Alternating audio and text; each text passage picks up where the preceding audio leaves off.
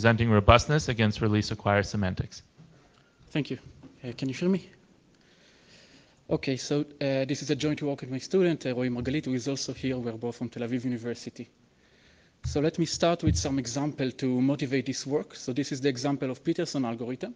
It's a well-known algorithm from 1981 by Peterson for mutual exclusion in shared memory. But for its correctness, you need to assume sequentially consistent shared memory. This is the usual model we already introduced several times this morning. The different threads here take turns communicating with the global memory. And the question arises, how can we efficiently port such an algorithm to a weaker memory model, like the one of C and C++11, that provides weaker guarantees and is not even operational, it is declarative. It uses this kind of execution graphs to define what is allowed and what is not allowed. And the story goes on. So Bartosz Chmielewski proposed in a blog post some implementation. You can see it uses release accesses, acquire accesses. It also uses an exchange instruction that was not a part of the original algorithm. This is just in order to get stronger consistency that suffice for the correctness. And he proposes some argument for why is this correct. But in comment number 7 in this discussion, a developer named Dmitry Vajukov says that memory ordering in Bartosz implementation is also insufficient and excessive at the same time. Insufficient, it means that this algorithm is not correct, it allows data races. And Bartosz analyzes the situation in comment 11. He says, so even though he doesn't have a formal proof, he still believes that his implementation of Peterson lock is correct. And for all he knows, Dmitry's implementation, Dmitry also proposed an implementation, is also correct, but it's harder to prove. And this goes on. A subsequent blog post by Anthony Williams analyzed again the situation and reached the same conclusion that Bartosz implementation is not correct and Dmitry's implementation is correct. The one thing they all seem to agree that time, and this morning also this time, many people believe this slogan. Anytime you deviate from sequential consistency, you increase the complexity of the problem by orders of magnitude. So this is where our work is trying to help. What we try to do is to automatically establish the robustness of a given program against a weak memory model. By robustness, I mean that the program will not have any weak behaviors. All the behaviors it will show will be also behaviors that are allowed under sequential consistency. And this paves the way for this kind of verification methodology. To verify your program under weak memory, you will verify under sequential consistency, and you verify the robustness of the program. And this is also a key ingredient in automatic fence insertion. If you want to automatically fence insertion, insert fences until you reach sequentially consistent, only sequentially consistent behaviors, then you need to stop at some point. And this is exactly the point where your program is robust. We focus in this work not on the whole C11, but on a well-behaved fragment, which is the release-acquire fragment. I will introduce it shortly. And there are several previous work, and they targeted hardware models. There are several papers doing this, similar things for x86 TSO. But this is the first one doing it for a fragment of C11. So this is, in short, in generally speaking, our contribution. We have a theorem saying that execution graph robustness against release-acquire is a decidable property, and it's p-space complete. And this p-space completeness complexity class is the same as verification under sequential consistency, reachability under sequential consistency, and also the same as robustness against x86 TSO that was done in previous work. In addition to the theorem, we also provide a tool. We called it Rocker. So you're given an input program with release-acquire atomics and non-atomics, and you get a verification problem in Promela. This is the input language for the spin model checker that will tell you if your program is robust or not. And this is both precise and a sound tool. And finally, we evaluated this approach on several challenging synchronization algorithms.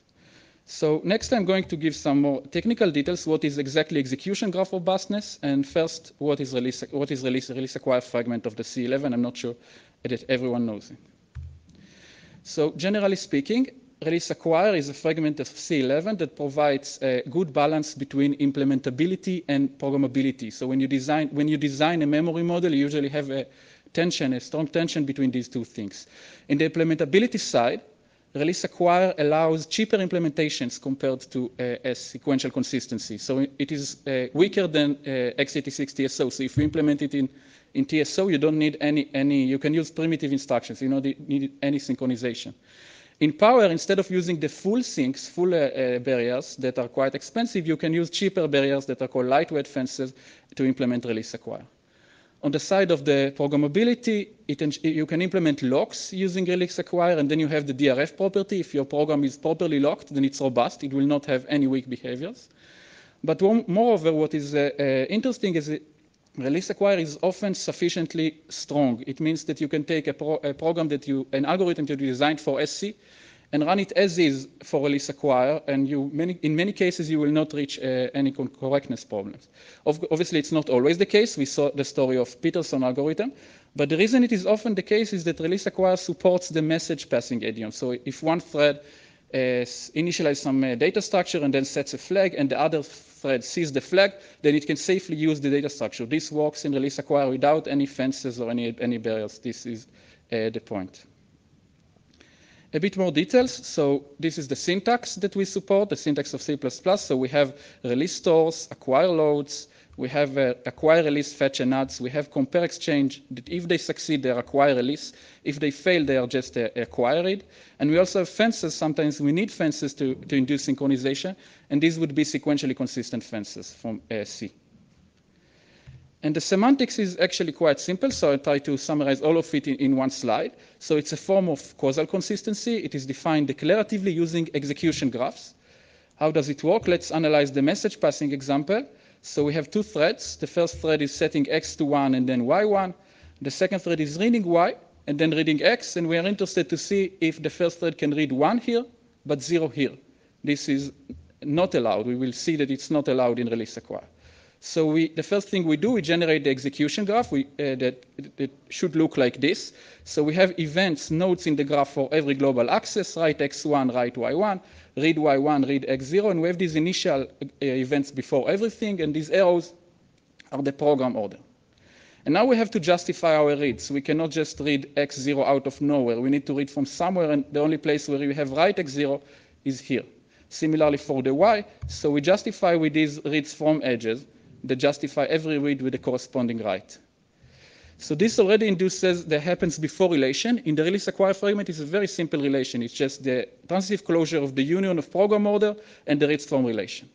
And the one condition, first condition, is that we don't have cycles in happens before. And this is all fine here.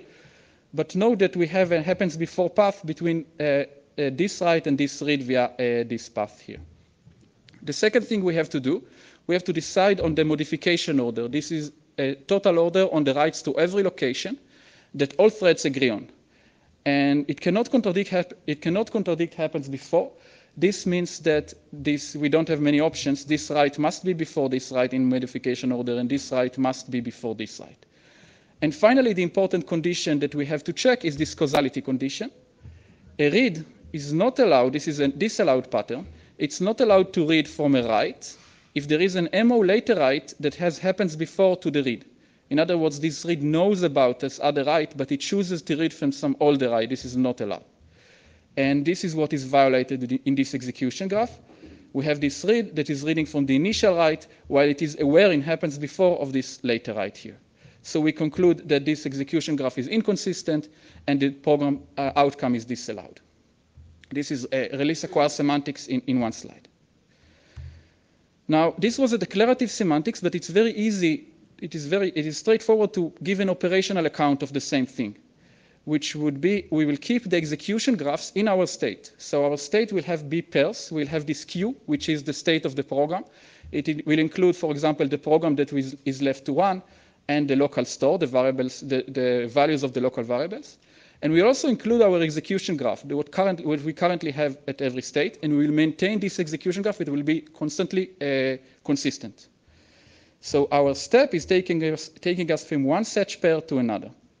So this is how it looks for the store buffer litmus test. We start by the empty execution graph on initialization, and then we take a write step in thread 1, and we add an event to the graph, consume something for the program. and this is consistent, we continue. And then thread 1 again reads y0, thread 2 writes y1, and we finish in this execution graph where we consume the whole program. So this is the same semantics with an operational account. Now we think about it as an operational machine. The states are graphs. So now we can give a precise definition of natural property of robustness. Would mean that every state that you can reach in release acquire semantics, you can also reach in sequentially consistent semantics. Formally, for every Q, if there is a graph G such that Q0, G0, the initial graph and the initial state reaches Q and G, this pair, then also there exists a memory M that in sequentially consistent semantics you can run the machine and reach the same state Q with some memory M. The bad news here are this is undecidable. And the reason is a combination of two results. The first is that there is a general reduction from this robustness property to state reachability. And this general reduction works also for our model. And also this is a very recent result we presented in this paper, in this conference by Abdullah, Aurora, Ortig, and Krishna, that state reachability for release acquire is actually undecidable. So we have no hope with these two things to actually decide robustness. What we can do, and we do, is decide a stronger property that we call execution graph robustness. And this means the following. If you can reach some graph G in the release acquire machine, then this graph G describes an SC history. It is a graph that can be generated by the SC machine. So it describes a run of the SC machine. Formally, it means that it happens before, and the modification order can be linearized. The union of them can be linearized into the execution order of an SC run. So every read reads from the last write to the same location. And this execution graph robustness, it's easy to see. It implies state robustness, the property that we started with. Now we have formal content for this theorem that we prove that execution graph robustness against release acquire is decidable and p-space complete. And I can give the hint for how the proof works and how the tool works. So the idea is to do a reduction from this problem to a reachability problem under sequential consistency, but not exactly sequential consistency, but instrumented sequentially consistent semantics. Let's see how the proof works. So consider a minimal robustness violation. We have this run that ends with this graph that is not allowed by sequential consistency. We look one step before. This graph is allowed by sequential consistency because of minimality. This means that we have a run of a sequentially consistent machine, and this is where we are happy because we can verify under sequential consistency using spin, for example. We have a run that reaches the same state, same program state. But we still need to know that this allows a divergence, this allows you to go to a non-sequentially consistent execution. We know that this graph can take an array step, a release acquire step, to a non-SC execution graph. And we cannot keep the whole graph because this is unbounded, but what we can keep is a finite instrumentation, a finite set of properties of the graph that will allow us exactly to answer this question. Can we now take a release acquire step to a non-SC execution graph? In an example, this is how it works. So this is the store buffer example. The last execution graph here is not allowed by sequential consistency. Both of them read 0. We look one step before. We have this graph. And we will have our corresponding run of the SC machine. We have the instrumentation. And what the instrumentation will tell us at this point is that if we look at the maximal write to X, this W here, maximal write to X, then it doesn't have any happens before path to thread 2. On the other hand, every SC run that produces this graph must execute this write before the last event of thread 2. Because here we read Y0 and later we are going to write Y1. It must be that later we're going to write Y1.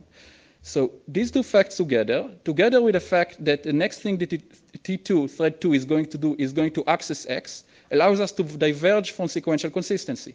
Because in release acquire, I will be able to read the previous write, because I don't know about the last write here.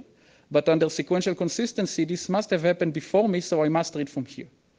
So the instrumentation will include such kind of properties in general, and will be a finite set of properties, and we will be able to identify a robustness violation in this example. The full instrumentation is more elaborate, and this is, you can see the details in the paper, of course, but this is because we need more properties that will help up of the graph that will help us to precisely track the properties that we need to decide on robustness. So this is quite tricky, and we verify the correctness of this in the proof in the Koch proof assistant. So few complications, interesting complications that arise here, for some of them for the first time in this kind of work, is the read, modify, write instructions.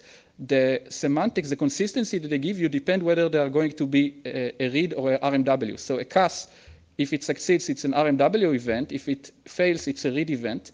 And RMW events give you have stronger consistency conditions. So it's not enough in the instrumentation to check just the structure of the graph. We also need to know something about values, so we know if we are in this situation and these situations, and we guide our robustness checking accordingly. Similar thing happens when we want to mask benign robustness violations.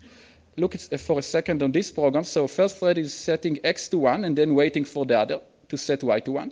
The second is setting y to 1 and then waiting for the first. This is like a global barrier that we try to do. If we analyze this robustness of this program, we'll reach the fact that it's not robust because in any weak memory model, because they can have zeros. They can wait in 0, reading the original value. This is just the store buffer effect. And at some point, they will enter will finish the loop, but this will not be immediately. In sequential consistency, one of them must immediately finish the loop. And in order to, and this is not a real robustness violation because it doesn't harm the correctness of the program. In order to mask this, we propose to use blocking instructions, this kind of wait instructions, that will only allow to produce a read. And we support them again with refined instrumentation that speaks about the values that are being read. And finally, we also support sequentially consistent fences, and since they can be modeled as RMWs in the release acquired fragment, this is actually easy given the support that we have for RMWs. Quickly about the evaluation, so we evaluated our tool. You can see, for example, that we agree with the analysis before. Dimitri's implementation is robust. Bartosz is not robust. We also verified more challenging algorithms like the user space RCU, and we found out that it is robust. It doesn't have any non-SC behaviors. And you can also compare roughly the times that it took for a previous tool against 8x6 TSO, sorry, and you can see it's roughly in the same ballpark, so there's not much difference. To conclude, we developed a sound and precise reduction from execution graph robustness to reachability under instrumented SC semantics. The conclusion is that this is a p-space complete problem. We implemented this in a tool and showed that it's useful for several examples. That's it. Thank you.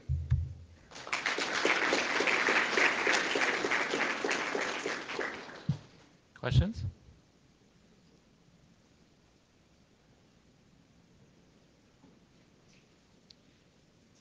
Hi, William Mansky, UI Chicago.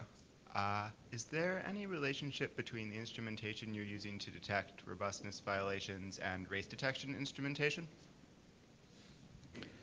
So we need more expressive instrumentation. So they look similar, but we need many more details. So, for example, one detail I mentioned, we need to know about every maximal write, whether it can reach each thread or not.